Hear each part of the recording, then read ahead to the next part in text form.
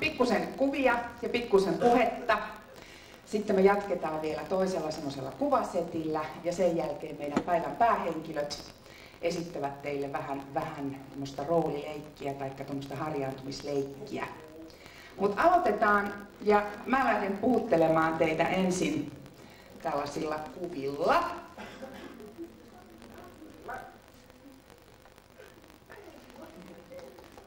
Onko täällä yhtään käkkärätukkaista paikka? Joo. Tuolla ensimmäistä kehäratukkaa jo näytettiin ja joku näyttää voitonmerkkiä tuolla oikein komeasti. No, entäs tähän kysymykseen? Ei, sulla voi olla sekä kiharatukka että hörökorvat ja sä et ole näyttelijä. Mutta esimerkiksi toi Tom Pöysti, hän on hörökorvainen näyttelijä.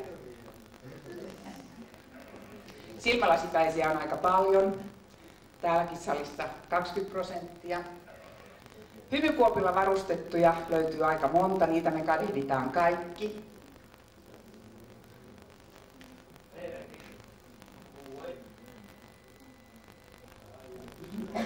Hyvä, sä johdat edelleen. Joo, tosi monta kättä. Hienoa, kiitoksia.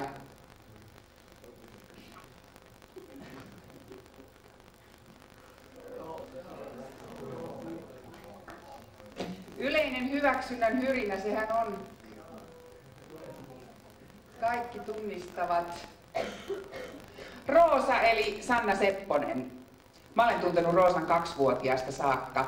Ja Roosa oli 5-vuotias, kun se ilmoitti, että hänestä tulee filmitähti.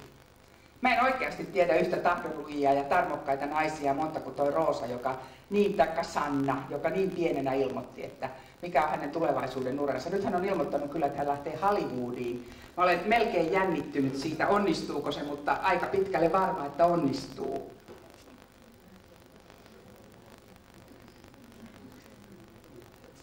Poikkeama meidän ihmisten perimässä, geeniperimässä, tuolla kromosomiketjussa. Muutama 30 vuotta sitten löydettiin ylipäätään tämä kromosomiketju ja tämä DNA-merkitys meidän perimälle, ja siihen karttaan on kirjoitettu, minkälaisia ihmisiä meistä tulee.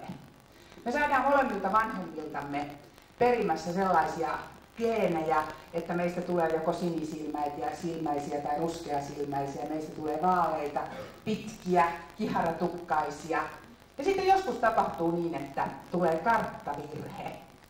Eli tulee poikkeama siihen perimään ja siihen kromosomiketjustoon ja kertymään. Ja tällainen pieni poikkeama, joko yksi väkänen liikaa tai väärässä järjestyksessä, saattaa aiheuttaa sitten ennalta arvaamattomia asioita. Lyhytkasvuisuutta, tai sitä suoratukkaisuutta, tai isojalkaisuutta, tai sitä, että meillä voi olla 6 varvasta, tai meillä voi olla kehitysvammaa. Kehitysvamma on nimenomaan poikkeama ymmärtämisen ja käsitteellisen hahmottamisen alueella. Ja sen takia nämä ihmiset erottuvat omalla tavallaan meidän ryhmästämme. Heidän käsitteellinen ajattelunsa ja tämmöinen hoksaamisensa ei kaikissa asioissa ole ihan yhtä nopeata kuin meillä muilla. Mutta toisaalta kehitysvammaiset voivat oppia opettelemalla, ja kun he saavat aikaa, niin lähestulkoon millaisia asioita tahansa. Miksi me olemme täällä tänään? Tiedättekö mikä vuosi on tänä vuonna? Hyvä, 2003. Mutta on myös vammaisten vuosi. Tämä on nimenomaan julistettu vammaisten vuodeksi. Ja sen takia varmaan hyvinkin monissa kouluissa ja hyvin monissa järjestöissä pidetään erilaisia vammaisten vuoden tapahtumia. Mutta meille tämä asia kärjistyi tai me koimme tämän asian ja vierailun tarpeellisuuden siitä syystä, että Kangasalla yhdessä koulussa yksi rehtori kuulutti täällä keskusradiossa, ei tässä koulussa kuulutti keskusradiossa, että koulun pihalla on nähty kehitysvammaisen näköinen henkilö. Häntä täytyy varoa. Musta tuntuu, että mä en tiedä yhtään niin höhlää opiskelijaa, yhtään niin höhlää koululaista, mutta yllätti aivan täysin tämä yksi rehtori, joka saattoi varoittaa tällä lailla. Mutta eihän se ole sen rehtorin vika. Sehän on meidän vika, jotka emme ole kertoneet asiasta tarpeeksi niin, että kehitysvammaisuudesta on jäänyt yllättäen jotain pelottavaa. Kehitysvamma ei ole sairaus. Se oli muutos siellä perimässä, ihan niin kuin kiharatukkaisuus, tai se suurijalkaisuus, tai se lyhytkasvuisuus. Kehitysvammaisuus ei toisin sanoen voi missään tapauksessa tarttua. Ja kehitysvammainen kehari ei ole väkivaltainen. Päinvastoin.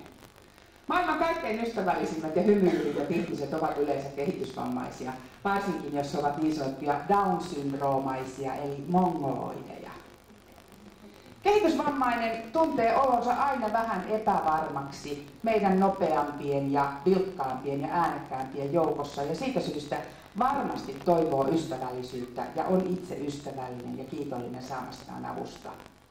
Eli mitään syytä ei ole karttaa tai varoa. Totta kai kehitysvammainen on ihan samanlainen kuin mekin, että välillä on hyvällä päällä ja välillä on huonolla päällä. Välillä kiukuttaa ja välillä totisesti vatuttaa. Mutta hyvin harvoin vielä hitaana henkilönä hän ehtii edes potkaisemaan tai lyömään. Eli mitään varomisen syytä ei ole. Niin kuin sanoin, tuo kehitysvamma on poikkeama tuolla käsittämiskyvyn, ymmärtämiskyvyn alueella. Ja meistä suomalaisista jatkuvasti noin 0,6% on kehitysvammaisia. Se tarkoittaa noin 30 000 vammaista. Ja jos me lasketaan se sama prosenttimäärä Kangasalta, niin kangasalalaisista noin 150 on kehitysvammaista. Pahana ihmisenä välillä toivon, että kaikilla päättäjillä, kaikilla opettajilla, kaikilla teillä olisi tuttava piirissä tai perhepiirissä yksi kehitysvammainen. Te huomaatte vasta, että miten vanhoja ihmisiä pitää hoitaa ja huolehtia, kun teidän mummut ja vaarit alkaa olla dementikkoja ja te päivittelette, että miten näiden kanssa tulisi toimeen. Tai kun perheessä joku sairastuu, tai teidän kavereistanne joku kuolee tai joutuu huumeiden takia hoitoon, silloin te tajuatte, miten suurista asioista ja vaikeista asioista on kysymys. Samasta syystä mä ajattelen, että jos te tuntisitte kehitysvammaisia, niin te osaisitte suhtautua paljon paremmin. Ja siitä syystä me ollaan tänään täällä näyttämässä, että on tavallisesta, arkisesta elämästä kysymys. Eli jos näissä kehitysvammaisissa jokin luonne-ero on, niin he ovat vähän ystävällisempiä ja yleensä vähän kohteliaampiakin kuin me tavalliset ihmiset. Tavallisia nekin ovat. Kohteliaisuuteen kuuluu varmaan esittäytyminen niin, että jos mä alan nyt käyttäytyä sitten kohteliaasti ja esittelen ensinnäkin meidän päivämme päätähdet. Meitä on täällä Maarit Kautula, Sirpa Arnos, kumartaa sinne päin, Tanja Hippula, Kirkka Lahtinen, Soile Heinonen, Kalle Peltonen, Erkki Vesanen ja Sami Saarinen. Noin. Ja sen lisäksi meitä on sitten Kangasalan seudun kehitysvammaisten tuki ry:n puheenjohtaja Sirpa Parviainen. Sirpa kumartaa kans. Ja ohjaaja Eija Kahilainen meidän toimintakeskuksesta. Eija tulee myöhemmässä vaiheessa auttamaan ja esittämään meidän nuortemme kanssa teille vähän liikuntaa ja musiikkia. Sitten meillä on asuntolan hoitaja Jaana Rämö. Asuntola sijaitsee tällä hetkellä tuolla kunnan tiellä kerrostalossa, mutta vuoden vaihteessa uusi asuntola valmiille tuntuu varmaan mukavalta näistä ihmisistä. Ja Ahosen Taisto ohjaa on meidän tiedottaja. ja koulutukseltaan itse erityiskoulun, harjaantumiskoulun opettaja.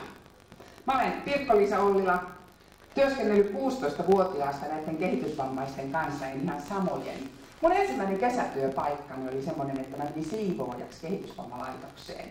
Mä hain ensin Ruotsiin Tukholmaan sairaalaan, mutta mä olin liian nuori eikä päässyt sinne siivoamaan. Mä pääsin kehitysvammalaitokseen ja jäin koukkuun näiden ihmisten ystävällisyydestä ja siitä, että niiden ihmisten kanssa täytyy olla, jotka eivät aina itse tule toimeen. Sen oppi huomaamaan. Mitäs vielä? Kun mä sanoin, että kehitysvammaiset eivät opi kaikkia asioita samalla tavalla kuin muut ihmiset, niin sitten kehitysvammaisilla on myös aivan erityisiä lahjakkuuksia. On ihan hämmästyttävää, että ihminen, joka ei esimerkiksi opi matematiikkaa tai pysty soittamaan tai ole hyvä liikunnassa, voi oppia ulkoa esimerkiksi puhelinluettelon. Tai tunnen kehitysvammaisen, joka tietää jokaisen nimipäivän almanakasta sanoa, minä päivänä se on. Tulee tämmöisiä ihan merkillisiä erityislahjakkuuksia, kasautumia, että oppii joitain asioita, joita me ei opittaisi tai opeteltaisi puoli-ikäämme. Jotta kehitysvammaiset ihmiset voisivat elää tasavertaisina, meidän täytyisi myöntää se asia, että jokainen ihminen on laulun arvoinen, niin kuin yhdessä vanhassa suomalaisessa laulussa sanotaan. Me on kaikki hirveän erilaisia. Yhtä kiusataan yhdestä syystä ja toista ihastellaan toisesta syystä, mutta jokaisella on oma erityinen arvonsa. Mutta jotta kehitysvammainen tulisi toimeen, niin he tarvitsevat muita ihmisiä. Meidän ei pitäisi arvostella vain älykkyyden perusteella ihmisiä. Itse voimme myöntää, että aika harva pelkän älykkyyden perusteella tulisi kovin arvostetuksi, mutta kun meitä on muokannut myös sosiaalisuus, miten me tullaan toimeen toisten ihmisten kanssa, ollaanko me iloisia, ollaanko me vuorovaikutuksessa, ollaanko me hauskoja, nokkeja, humoristisia. Ja elämän kokemus muokkaa meitä, ympäristö ja sitten juuri se, mitä oppia me saamme. Nykyään kehitysvammaiset saavat käydä koulua ihan niin kuin muutkin ihmiset, niin pitkälle kuin heidän kykynsä riittävät. Tarvitaan tasa-arvoinen yhteiskunta. Niille, jotka kulkevat pyörätuolilla, täytyy päästä kulkemaan. Niille, jotka ovat sokeita, täytyy olla toisen tyyppistä apua. Kehitysvammaiset tarvitsevat sitten omanlaistensa apua. Ja erityisesti tietysti sinua ja minua. Vaaleatukkaiset ja isojalkaiset ja hörökorvaiset ovat meidän keskuudessamme siis ihan samanlaisia ryhmiä kuin kehitysvammaiset. Kehitysvammaiset eivät ole laji, eivät rotu eikä sairaus. He ovat samalla tavalla yksilöllisiä kuin me muutkin. Heillä on oma persoonallisuutensa, kunhan me vain opimme sen näkemään. Tämä vamma voi johtua synnytystä edeltävistä syistä, eli voi olla niitä geenimuutoksia, kromosomimuutoksia, tai synnytyksen yhteydessä voi sattua vaurioita, tai heti synnytyksen jälkeen saattaa saada joku tapaturma tai saada jonkun sairauden, joka aiheuttaa tämän vamman. Pysähtykää hetkeksi miettimään sitä, että te olette kaikki niitä, jotka joskus saatte vauvoja, isiä ja äitejä. Se on melkoinen yllätys perheeseen, johon on 9 kuukautta odotettu maailman terveintä, maailman kauneinta ja maailman älykkäintä lasta. Ja sitten syntyy kehitysvammainen lapsi. Mutta kun se lapsi on syntynyt ja se hymyilee ja se oppii tekemään melkein kaikki samat asiat kuin muutkin, niin siitä tulee meidän perheen kaikkein rakkain lapsi. Älkää suolta sitä epäröikö. Mutta valmistakaa sellaista yhteiskuntaa, että kaikki lapset ovat tervetulleita ja kaikki lapset selviävät.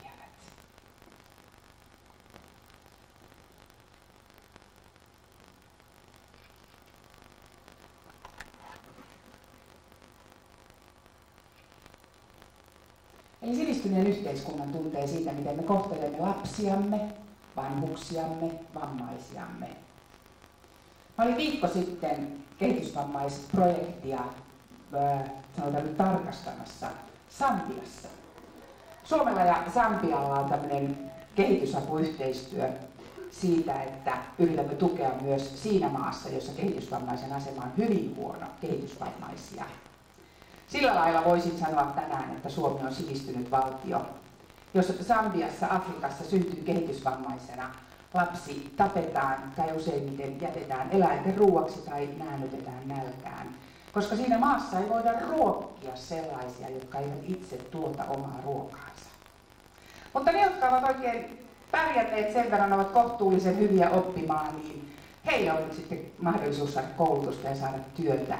Meillä ollaan aika paljon paremmassa asemassa, eli me voisimme sanoa olevamme sivistynyt valtio. Ja sivistyneen ihmisen tuntee siitä, miten me suhtaudumme vammaisiin. Yhdestä asiasta mä haluaisin puhua teille vielä lyhyesti. No ensinnäkin sitä mä piti sanoa, että nämä ihanat vanhat haukkumasanat, niin kuin imbesiili, debiili ja idiootti, ne on poistettu käytännöstä. Niitä ei tarvitse enää opetella. Aikaisemmin älykkyys määriteltiin älykkyysosamäärällä, mutta nykyään ei numeerista älykkyysosamäärää pidetä enää laskennan perusteena ihan samalla lailla kuin koulussa vähennetään numeroarvosteluja. Kauheasti ei kerro oppilaasta, että hän on 10 oppilas, mutta jos sanotaan, että poika on erinomainen kuvallisessa ilmaisussa ja hemmetin hyvä urheilija, tai että tyttö on matemaattisesti lahjakas pianotaituri, niin se määrittelee aika paljon jo ihmistä. Samalla lailla kehitysvammaisesta voidaan sanoa, että hän on henkilö, joka tarvitsee jonkin verran apua liikkumisen ja sosiaalisten taitojen alueella. Tai että hän tarvitsee runsaasti apua kommunikoinnin ja itseilmaisun alueella, eli ei ymmärrä kaikkea puhetta tai ymmärtää hitaasti.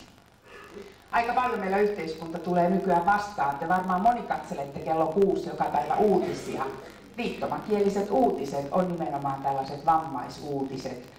Ja nyt meillä on neuvottelu tuon radion pääjohtajan, Yleisradion johtajan Olli-Pekka Heinosen kanssa siitä, että saisimme myös niin sanotut selkouutiset.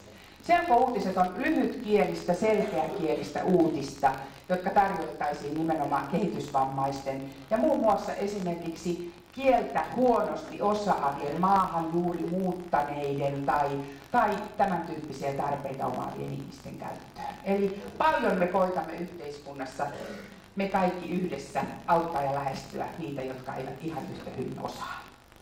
Ja se viimeinen asia, josta ajattelin haluaisin teille puhua, alkaa tästä. Kun lääketiede on kehittynyt ihan tavattomasti, lääketieteessä voidaan nykyään vaihtaa sydämiä ja munuaisia. Mulle itselleni on viime elokuussa vaihdettu implantit, muovimykiöt molempiin silmiin, kun näköni alkoi mennä. Aivoja ei vielä voida muuttaa, mutta voidaan aika paljon tutkia ja parantaa erilaisia vammaisuuksia ja ennaltaehkäistä vammaisuutta. Ja niinpä oletettiin jossain vaiheessa, että kehitysvammaisuus vähenee, että se on aleneva luku. Näin ei ole. Se on alkanut nousta. Erilaiset onnettomuudet, kuten liikenneonnettomuudet, aiheuttavat siinä nousua, mutta suurin ongelma ovat FAS-lapset. FAS tarkoittaa fetal alcohol syndrooma, eli ennen syntymää syntynyt alkoholioireyhtymä, alkoholivaurio. Se syntyy, kun raskaana oleva äiti käyttää liikaa alkoholia, tai vielä vaikeammat syndroomat syntyvät, kun äiti käyttää huumeita.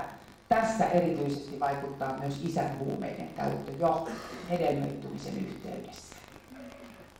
Suomessa syntyy 100 vaikeasti vammaista FAS-lasta, jotka ovat todella vaikeasti vaurioituneita. Parisataa vähän lievemmin ja sen lisäksi vielä 400 sellaista, joilla on todella oppimis- ja keskittymisvaikeuksia tai jotka ovat todella 25 tuntia vuorokaudessa itkuisia lapsia ja hankalia hoitaa ja todella kivuliaita. Eli 700 lasta vuodessa syntyy alkoholi- ja huumeongelmien takia. Tässä kohtaa sanoisin, että varmaan viisaalle kyllin. En aio sanoa, mitä teidän pitäisi tehdä tai ei pitäisi tehdä.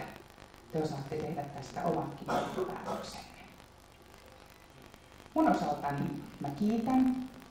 Me laitetaan tuossa seuraava kuvakooste pyörimään ja sen jälkeen meidän nuoret esittävät vielä oman osuutensa. Kiitos mielenkiinnosta. Mä ihailen teidän keskittymiskykyänne.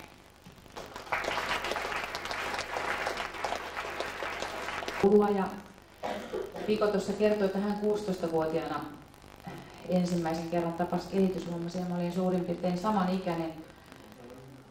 olin Isosena riparilla ja sinne riparille meidän pitäjä toi mukanaan muutamaksi päiväksi Raijan, joka oli 50 nainen, metrin mittainen pyörätuolissa oleva, jota me isoset ja leiriläiset siellä sitten vuorotellen syötettiin ja hoidettiin. Ja se oli aika mielenkiintoinen kokemus semmoiselle nuorelle. Sitten olen vuosien varrella paljon ollut mukana kehitysvammatyössä Kangasalla täällä leireillä ja myöhemmin kun opiskelin, niin halusin vielä erikoistua niin, että olen tosiaan kehitysvammaisten lasten opettajana toiminut. Ja nämä kuvat, mitä tässä kohta nähdään, on mun ystävieni kehitysvammaisia. Ja kuvien kautta haluan vähän kertoa, että minkälaisia ihmisiä he ovat ja miten he viettävät arkeaan ja mitä heidän elämänsä kuuluu.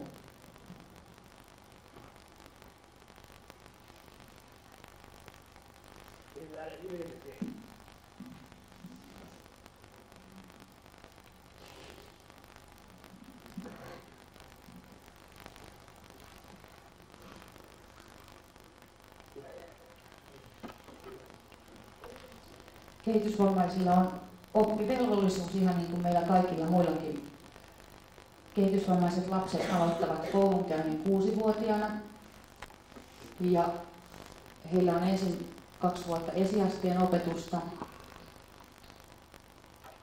Kaikkein vaikeimmin kehitysvammaisille lapsille on oma koulunsa, jossa pääosin harjoitellaan hyvin yksinkertaisia asioita, havaintoja ja tällaisia. Ja sitten harjaantumiskoulun oppilaille opetetaan jokaisen oppilaan omien edellytysten mukaan taitoja ihan samalla tavalla kuin meille muillekin. Jos olet riittävän hyvätasoinen, niin opit englantia ja muitakin kieliä ja näin pitkälle, mutta kaikki ei opi lukemaan. Tukiyhdistys, joka Kangasalla on toiminut jo pitkät ajat, järjestää kehitysvammaisille harrastustoimintaa. Parhaita asioita on erilaiset matkat ja leirit.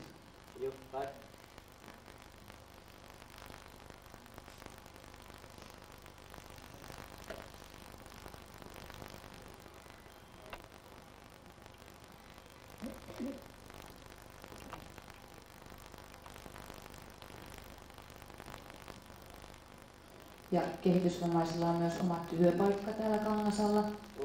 Tässä ollaan leirillä.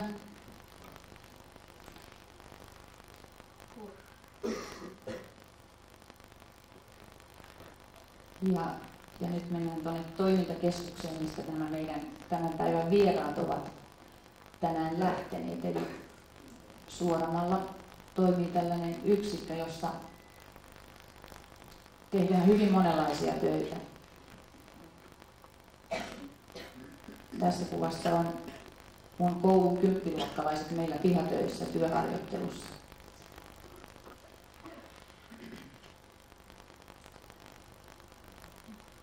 Työt on pitkälti tällaisia yksinkertaisia, monen tyyppisiä metallitöitä ja lajittelua ja pakkaamista ja niin poispäin.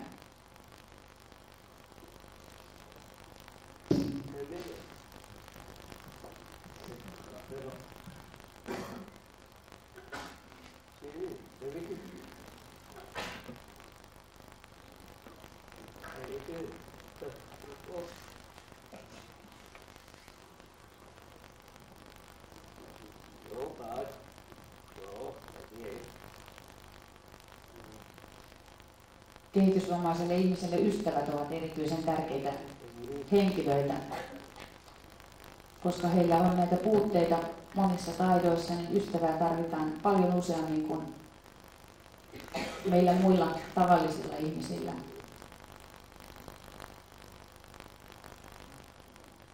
Ja kehitysvammaisen kanssa on myöskin hyvin helppo ystävystyä.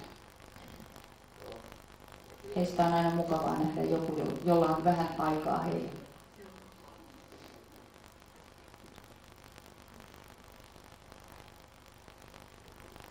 Entäs sitten sinä? Kouluissa kehitysvammaisten kanssa tarvitaan opettajia ja avustajia. Mä olen itse ollut tuolla Kalevanpuiston koulussa Tampereella töissä ja jokaisessa luokassa, jossa on enintään 8 oppilasta, täytyy olla 2 tai 3, jopa 4 avustajaa, riippuen siitä, että kuinka vaikeavammaisia lapsia sillä on. Tai liikuntavamma nyt on tietenkin semmoinen, että melkein jokainen pyörätuolissa liikkuva tarvitsee oman avustajan. Harrastuksissa tarvitaan meitä ystäviä, jotka autetaan hevosen selkään ja talutetaan, jos ei siellä muuten pysy. Leireillä ja retkillä tarvitaan avustajia. Jos teistä joku innostuu ajatuksesta, niin ensi kesänä pidetään seuraava leiri Pyysalossa ja se on ihan mukavaa puuhaa. Etelän matkoille kun lähdetään, niin sielläkin tarvitaan vähän enemmän niitä ystäviä, jotka auttaa, taluttaa, neuvoo ja valvoo ja juhliikin välillä kehitysvammaisen kanssa.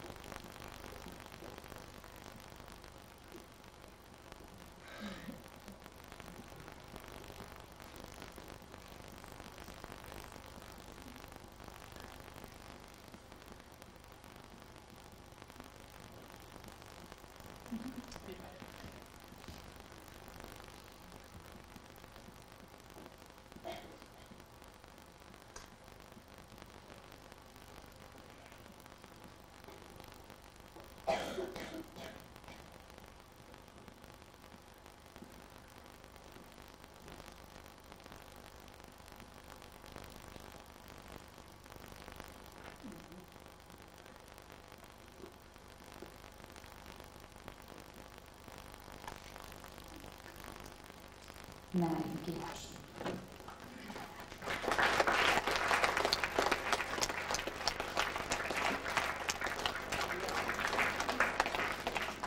Ja sitten Sami nousi siellä jo ylös valmiina lähtemään. Ja Eija Kahilainen, ole hyvä. Tässä on meidän ymmärräisiä. Ja se, mitä olen tähän tuomassa teidän kanssaan, on pieni näyttö, tai ehkä pari pientä näyttöä siitä, mitä yhteisesti näissä toimintaryhmissä tehdään. Se nimike, mikä alla minä olen tätä järjestämässä tätä työtä toimintakeskuksessa, on musiikin terapeuttinen puoli ja musiikkitoiminta ylipäätään. Ja tästä nyt jotain pientä otetta lähdetään liikkeelle yhteislaululla. Me osaamme myöskin laulaa, eikö vaan? Mm-hmm. Ja mä olen valinnut tähän laulun sinisiä ja punaisia ruusunbukkia. Ja siellä on nyt joillakin meidän aikuisilla apuihmisillä myöskin sanoja, että voitte laulaa sitten meidän mukana tässä.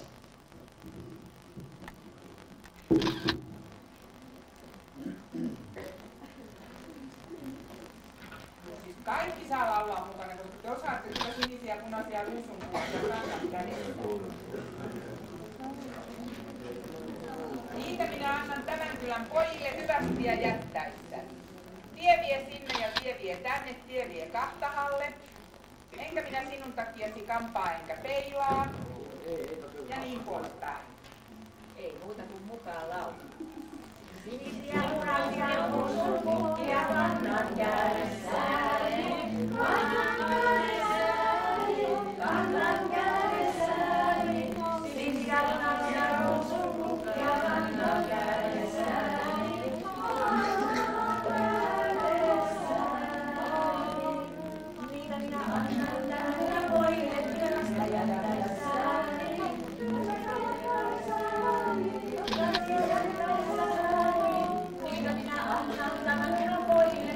ja jättäessäni, pylvästi maailmanlaisani. Vietie sinne ja vietie alle, vietie alle, vietie alle, vietie sinne ja vietie alle, vietie alle.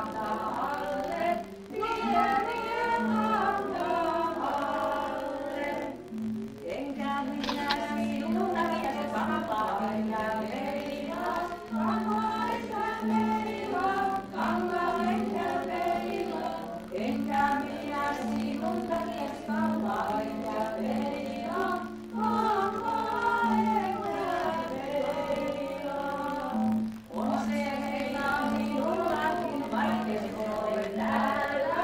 Vaikka se ole täällä, vaikka se ole täällä, on se leila minullakin, vaikka se ole täällä, vaikka se ole täällä. Eikä siis käydä kuin pikkipallin päällä, pikkipallin päällä, pikkipallin päällä. Eikä sitä näytetä kuin pikkipallin päällä, pikkipallin päällä. Kiitos.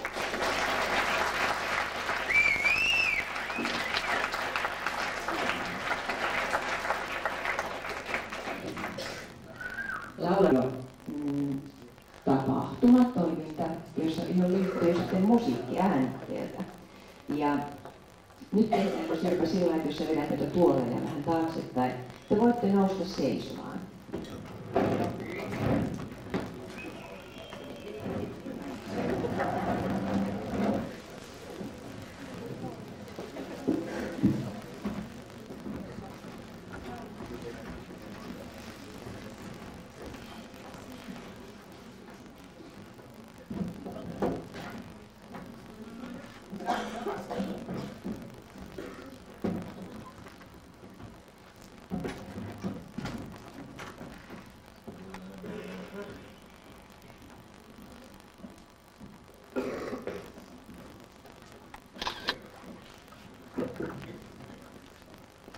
Me otetaan tämän mukaan pallo ja musiikkia ja annetaan tämän pallon liikkua tuolla varjolla ja yritetään hallita niin, että pallo ei pääse tipahtamaan reunille.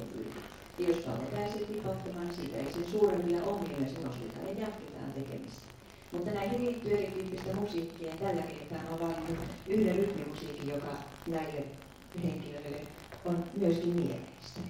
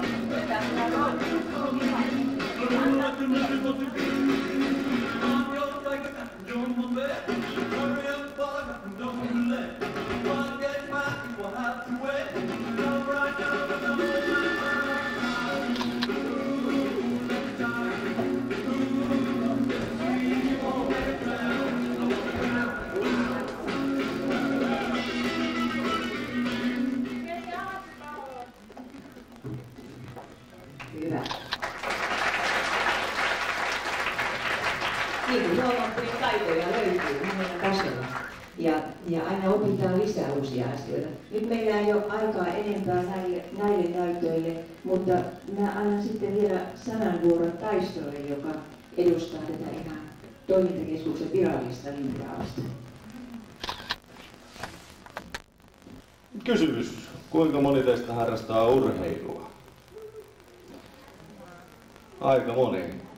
Täytyy tunnustaa, että minä vähän itse heikosti nykyään, mutta se johtuu pienestä tyttäristä, joka vie aikaa.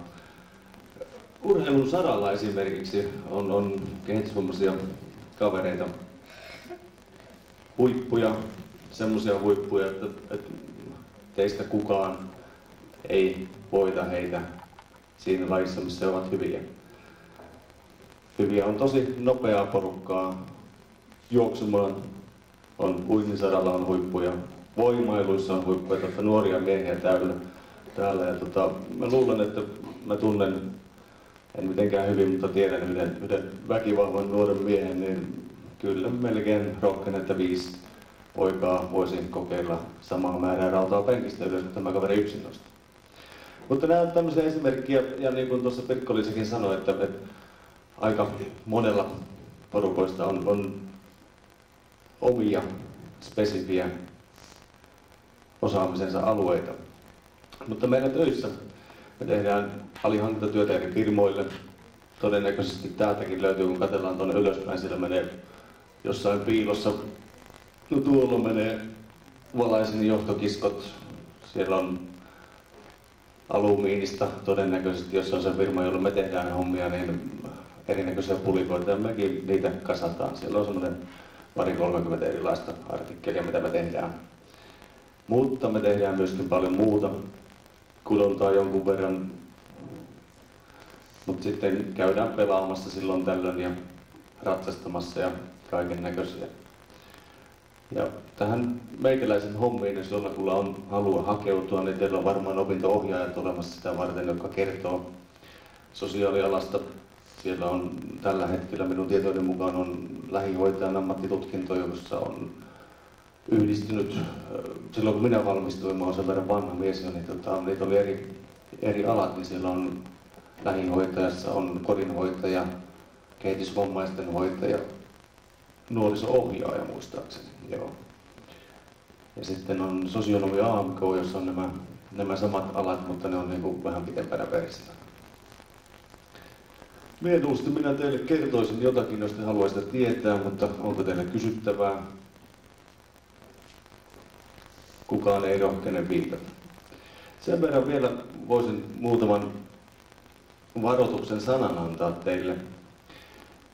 Mä oon työssäni oppinut tuntemaan satoja kehitysvammaisia. Mä oon ollut leireillä paljon hommissa valtakunnallisessa järjestössä ja eri yksiköissä Pirkanmaalla. Ja aina silloin tällöin olen törmännyt johonkin kehitysvammaiseen kaveriin, joka on aloittanut koulunsa ihan yleisopetuksen piirissä, on ollut yläasteella, joku lukiossa.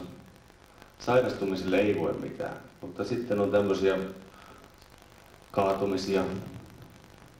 Mopo on semmoinen värkki, että kun sillä mennään eikä ole kypärä kunnolla kiinni, niin siinä saattaa kopsahtaa ja kehitysvammalainsäädännön mukaisesti niin se on terminologia huollon piirin on kehitysviässä tapahtuva vamma tai vaurio, eli se on silloin 18 ikävuotta. Ja nuorilla miehillä on paljon virtaa. Älkää tönikö, älkää heilutelko nyrkkiä. Se ei tarvitse häpöisesti kaatua, kun kopsahtaa pää, niin